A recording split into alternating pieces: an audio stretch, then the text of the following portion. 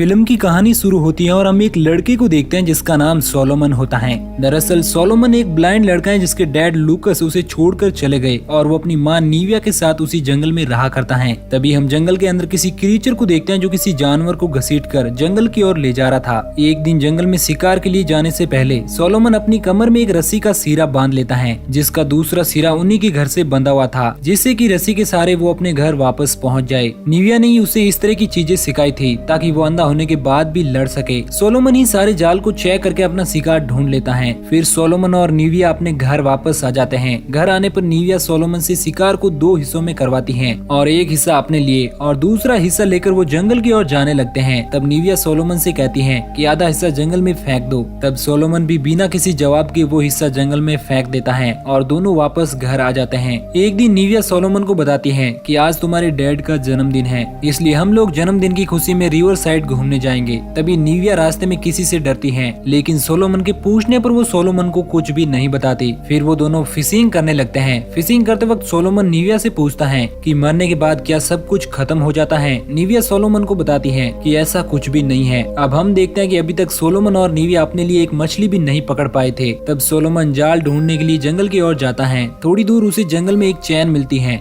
वो उस चैन को देख ही रहा होता है, तभी वहाँ नीविया आ जाती है और वो सोलोमन से कहने लगती है कि मैंने तुम्हें जंगल में ज्यादा दूर जाने से मना किया था। ऐसा कहकर वो सोलोमन को लेकर घर वापस आ जाती है। घर आकर नीविया बहुत जोर जोर से खांसने लगती है। ये देखकर सोलोमन घबरा जाता है। तब नीविया बात का अनदेखा कर सोलोमन को वहाँ से लेकर अंदर चली जाती है। फिर हम देखते हैं कि नीविया और सोलोमन लूकस का बर्थडे सेलिब्रेट कर रहे हैं। सेलिब्रेट करने के बाद नीविया सोलोमन को सुलाने ले जाती है। वो उसे एक कहानी सुनाने लगती है। वो सुनाती है कि ये स्टोरी एक बेबी की है जो बिल्कुल सोलोमन की तरह अपने माँ बाप के साथ रहता था। एक दिन वो जंगल की ओर चला जाता है पर वो वापस आने का रास्ता भूल जाता है। तभी उसे जंगल में एक अजीब सी आवाज सुनाई देती है। तभी अचानक उसके सामने एक क्रीचर आ जाता है जो कि बहुत ही भूखा था और वो बेबी का शिकार करना चाहता था। बेबी डर के कारण वहाँ से भागने लगता है और काफी दूर भागने के बाद वो अपने घर पहुँच जाता है। घर पहुँचकर वो अपनी मम्मी पापा से कहता है कि अब वो कभी ऐसा नहीं करेगा। अब यहीं पर कहानी खत्म करके नीविया कमरे से बाहर आ जाती है। बाहर आने के बाद वो जंगल में चली जाती है। फिर सीन शिफ्ट होता है और कुछ सालों बाद हम देखते हैं कि सोलोमन अब बड़ा हो चुका है। नीविया ने सोलोमन के लिए एक रिकॉर्डिंग छोड़ी थी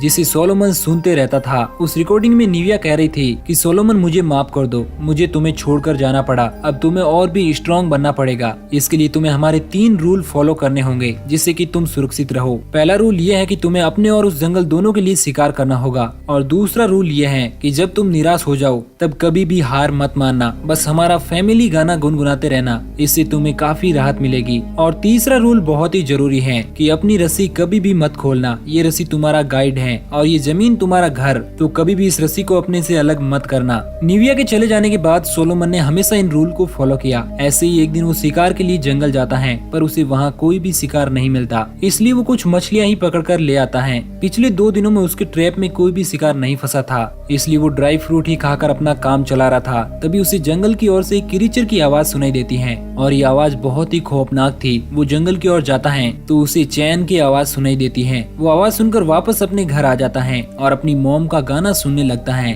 और सो जाता है। अब रात को उसे नींद नहीं आ रही थी तो वो बाहर आकर बैठ जाता है। कुछ देर बाद उसे जंगल की ओर से उसकी बकरी की आवाज सुनाई देती है। वो उस आवाज की मदद से जंगल के किनारे तक पहुंच जाता है। वहाँ पहुंचकर उसे बकरी जख्मी हालत में पड़ी हुई मिलती है। उसे लगता है कि शायद उसे किसी जानवर ने घायल किया होगा। तभी अचानक एक जानवर मिली को जंगल की ओर खींच लेता है। फिर सोलोमन डर के घर आ जाता है, लेकिन इस हादसे से वो काफी ज्यादा डर चुका था, लेकिन फिर भी वो हार नहीं मानता है और दूसरे दिन शिकार के लिए जंगल की ओर जाने लगता है। दरअसल उसे जीना तो था और उसे सर्वाइव ही करना था, लेकिन वो देखता है कि आज भी उसके सारे ट्रैप खाली पड़े हुए हैं। पर थोड़ी ही देर बाद कुछ दूर से उसे बंदूक चलने की आवाज सुनाई देती है। पास जाने पर उसे पता चलता है कि वहाँ पर एक हिरन मरा हुआ है, शायद इसका अभी अभी शिकार हुआ था। तभी वहाँ पर शिकारी भी पहुँच जाता है और सोलोमन से कहता है कि ये शिकार मेरा है, लेकिन सोलोमन घबराहट में उस पर अटैक कर देता है। पर शिकारी सोलोमन को बेहोश कर देता है। जब सोलोमन को होश आता है तब तब वो आदमी सोलोमन को बताता है कि घबराने की कोई जरूरत नहीं है,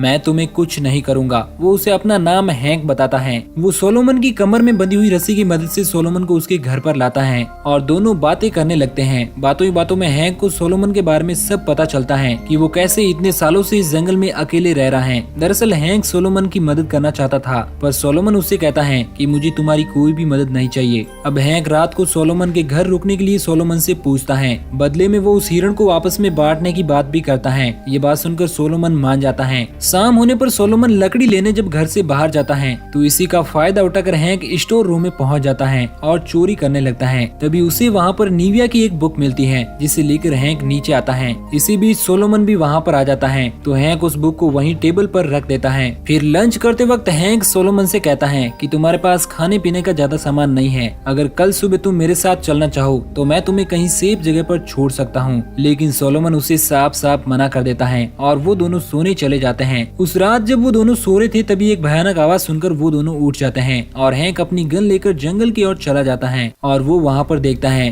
कि एक जानवर मरा पड़ा है। उसके सामने वाले पेड़ पर बड़ी बड़ी नाखून के निशान होते हैं। थोड़ी से आगे बढ़ने पर उसे एक पेड़ के पीछे किसी के होने का एहसास होता है जो कि एक क्रीचर जैसा था। हैंक उस पर गोली चलाता है लेकिन वो गोली की आवाज सुनकर तेजी से हैंक की ओर बढ़ने लगता है। हैंक उससे बचकर भागते हुए वापस घर आ जाता है। सोलोमन भी बहुत डरा हुआ था। हैंक के पूछने पर वो उसे कोई भी जवाब नहीं देता है और चादर ओढ़कर सो जाता है। आखिर वो क्या चीज थी ये सोचकर हैंक भी सो जाता है। सुबह वो दोबारा सोलोमन से पूछता है कि क्या तुम्हें उस क्रीचर के बारे में कुछ भी पता है। सोलोमन उसे मना कर देता है। अब हैंक उससे कहता है कि अभी भी हमारे पास बहुत सारे हिरण का मांस पड़ा हुआ है, तो मैं ये सोच रहा था कि जाने से पहले मैं तुम्हें इसे पीस आउट करना सिखा दूं ताकि सर्दियों में भी तुम इन्हें आराम से खा सको। हैंक सोलोमन का स्मोकर रिपेयर करने की सोचता है जिसके लिए उसे एक चैन की जरूरत पड़ेगी। तो सोलोमन उसे उस चैन के बारे में बताता है जिसे उसने बचपन में देखा था। फिर हैंक और सोलोमन जंगल में चले जाते हैं जहाँ पर सोलोमन जाते हुए अपनी ट्रैप को चेक कर रहा था। ये देखकर हैंक सोलोमन से इम्प्रेस हो जाता है। सोलोमन उस रस्सी की मदद से हैंक को उस जगह पर ले जाता है जहाँ पर उसने चैन को देखा था।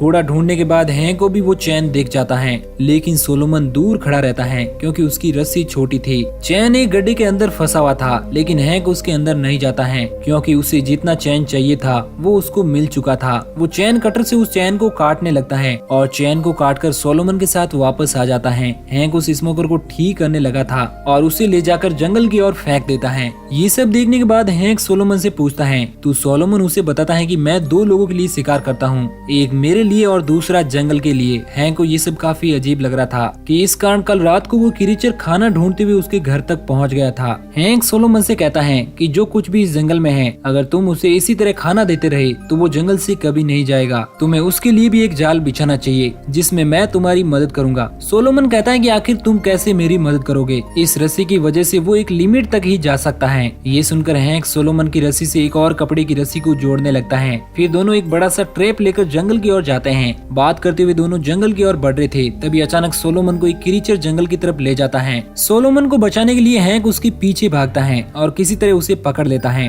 और सोचता है कि फिलहाल इस जंगल में रहना सुरक्षित नहीं है और दोनों वापस घर आ जाते हैं। सोलोमन बहुत घबराया हुआ था। अब हैंक सोलोमन को निविया की वो बुक सुनाता है जिसमें निविया ने सोलोमन के बचपन से जुड़े हर किसी को लेकर रखा था। पढ़ते पढ़ते अचानक हैंक रुक जाता है क्योंकि एक पेज पर निविया ने एक सिंबल बनाया हुआ था और लास्ट पेज पर कुछ ऐसा लिखा हुआ था जिसे देखकर हैंक परेशान हो जाता है। वहाँ पर लिखा होता है कि एक रात उसके और लूकस के बीच किसी चीज को लेकर लड़ाई हो गई थी। गुस्से में आकर लूकस ने सोलोमन को उससे छीन लिया। इससे पहले कि वो सोलोमन को कुछ नुकसान पहुंचाता उसने उसे बचा लिया। निविया के हिसाब से उसने जो कुछ भी किया उसके अच्छे के लिए किया। दरअसल उस रात को निविया ने लूकस को मार दिया था। हैंक अब ये बात सोलोमन को कैसे बताए तो वो बहाना करके सोने चले जाता है। हैंक सोलोमन के सोने के बाद अपनी बंदूक और एक बड़ा सा ट्रैप लेता है और रात के अंधेरे में ही जंगल की ओर निकल जाता है। वहाँ पर उसे झाड़ियों का एक टेंट नजर आता है जैसे निविया ने उस बुक में लिख रखा था। उसमें वो सोलोमन से माफी मांग रही थी और लास्ट पेज पर लूकस का नाम भी लिखा हुआ था। ये सब देखने के बाद हैंक उस टेंट के बाहर उस ट्रैप को सेट कर देता है।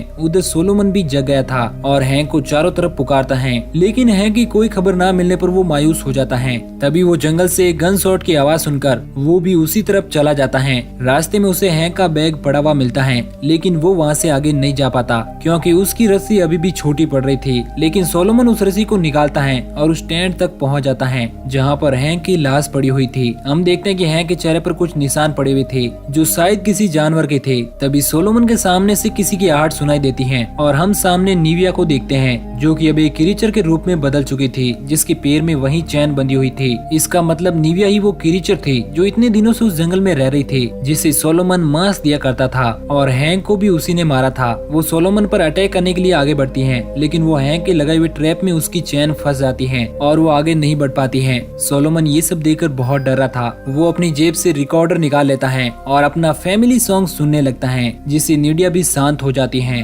और वो फैमिली सॉन्ग गुनगुनाने लगती है। ये सुनकर सोलोमन को पता चल जाता है कि उसके सामने उसकी मॉम खड़ी है, लेकिन वो पूरी तरह बदल चुकी है। सोलोमन निविया के पास जाता है और वो जोर से उस पर झपट पड़ती है। निविया सोलोमन को गले लगाती है। इसी बीच सोलोमन निविया को एक चाकू से अटैक कर देता है, जिसके बाद वो भी अब एक क्रीचर के रूप में बदलने लगता है और अब निविया भी मर जाती है। उसके मरने के बाद सोलोमन बिल्कुल निविया की तरह ही हो जाता है। सोलोमन अपनी आंख बंद कर लेता है और जब वो दोबारा अपनी आंखें खोलता है तो अचानक उसकी आंखें बदलने लगती हैं और आखिर में वो भी एक क्रीचर बन जाता है। और यहीं पर इस मूवी का एंड हो जाता है।